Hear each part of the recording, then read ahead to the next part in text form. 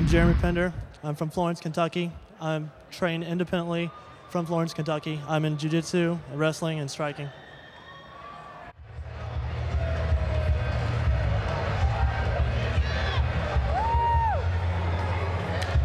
This fighter hails from Florence, Kentucky. He stands 5 feet 11 inches tall and weighed in at 140 pounds.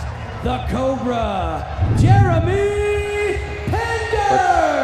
Jeremy Pender making his MMA debut. It says here, Dan, his only background's in wrestling, so let's see if that's going to be enough to fend off submission attempts and everything else. You definitely have to be training in both areas in order to be a more diversified athlete. My name's Danny Plylor, fighting out of Falmouth, Kentucky. I'm a certified instructor in Rukyo Kempo, Hakasudo Tode Jitsu. I have 3 years Muay Thai kickboxing experience and 2 years jiu-jitsu experience. God bless you.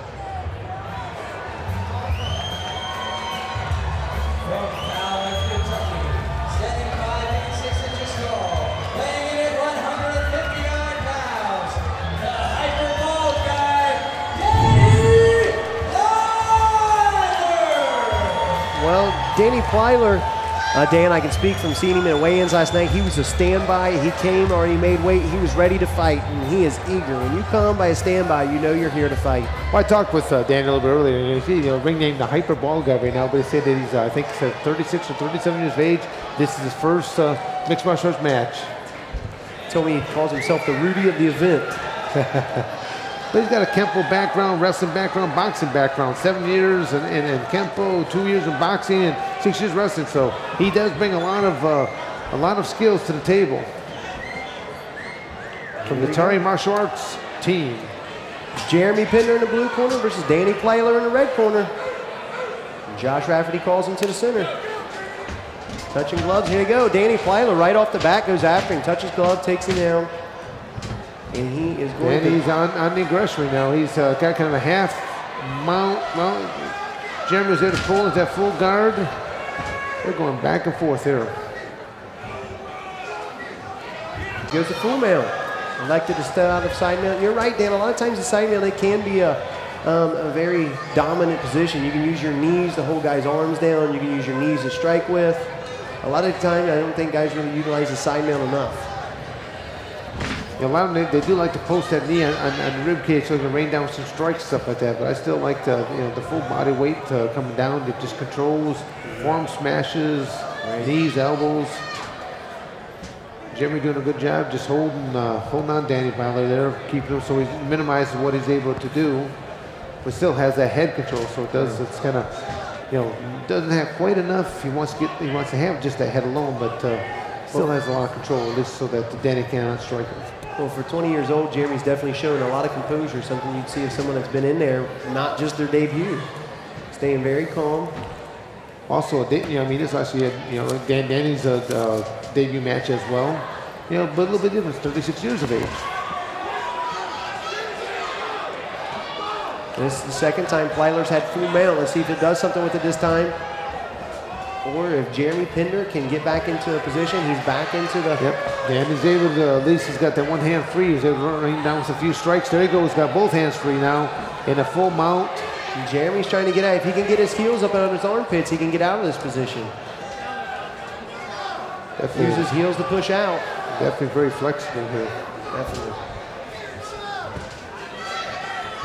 I think he's trying to get his heels over his face. No, Danny Plylor's in a position now. He's setting on his chest, and he's got control of his arms. Still not, it's not a lot of good control here taking place. So I mean, it's where it is going to be a scramble position. Oh, the referee steps in. Josh Rafferty stands him up. So let's go for our feet. Here we go. Maybe Josh saw something he didn't like there, Dan, and told him to stand up. And that was a nice little shot that Jeremy Pender threw. He's swinging. Some knees. Danny Plylor with the leg trip. Both athletes have gone back and forth a great deal here. We have saw some good submission tonight. Danny Plylor right back on top here once again in that half guard, half mount position.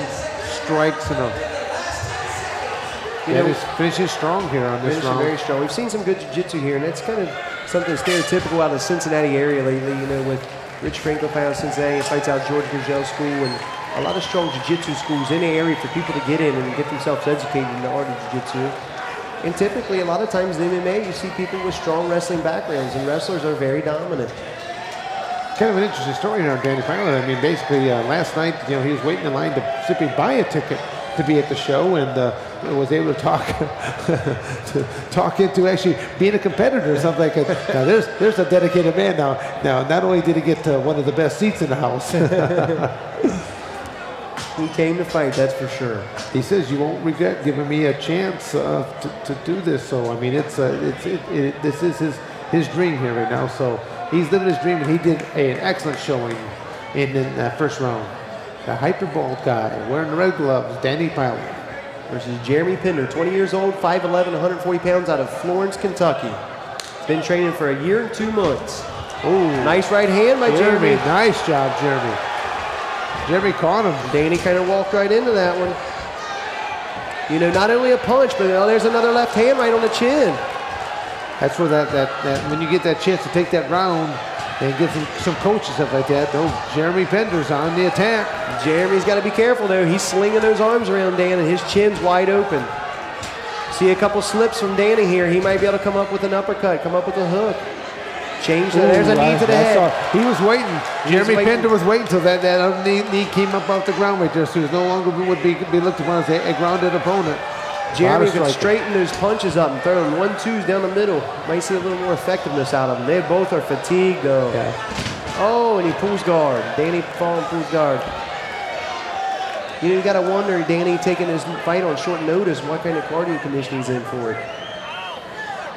Well, he's been a Val Kempo Chronic for the last 7 years, and Thai boxing for 2 years, wrestling for 6 years. Nice reversal. Uh-oh. Got the held the heels and used the hips to send him down. Looks like Jeremy's going for some type of ankle lock. A heel hook, maybe. Now Danny's going for an armbar, and a strange angle for an armbar.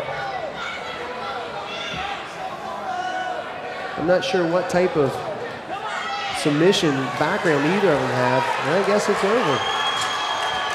Danny. I think that might have been a combination of an armbar fatigue submission that took place. I mean, both athletes just let it all hang on right now. And I think so. You got to be. I mean, I'm happy for both these athletes. They went out there. They put on an excellent showing. They didn't leave anything behind. Well, the hyperball guy pulls it off tonight, Dan. I don't know if next time he'll need to wait in line for that ticket.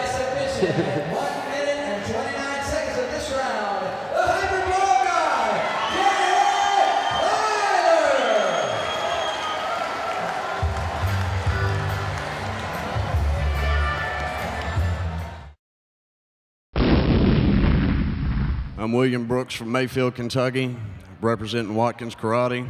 Let's bang, baby.